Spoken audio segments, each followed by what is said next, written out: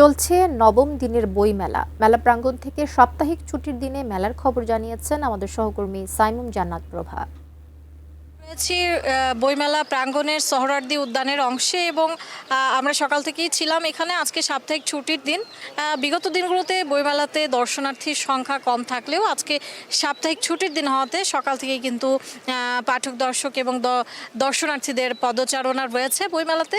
এবং আমরা যারা প্রকাশক রয়েছেন তাদের সঙ্গে কথা বলে জানতে পেরেছি যে এইবার তুলনামূলকভাবে বিগত বছরগুলোর চেয়ে কম বেচা কেনা হচ্ছে। সাপ্তাহিক যে ছুটির দিন আজকে শুক্রবার এবং কালকে শনিবার, এই দুই দিন কিন্তু শিশু প্রহর থাকবে।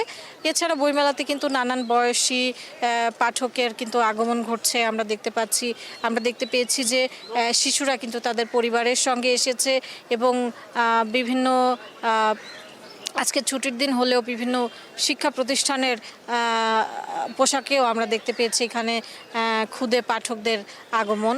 এবং যারা প্রতি বছরই বইমেলায় আসেন দর্শনার্থীরা, যারা বইমেলার একদম নিয়মিত দর্শনার্থী এবং পাঠক, এখান থেকেই যারা বই কেনেন তাদের সংখ্যাও কিন্তু মোটামুটি আছেন এবং তারাও প্রতি বছরের মতো এই বছর বইমেলায় এসেছেন এবং তাদের পছন্দের বইটি সংগ্রহ করার জন্যে।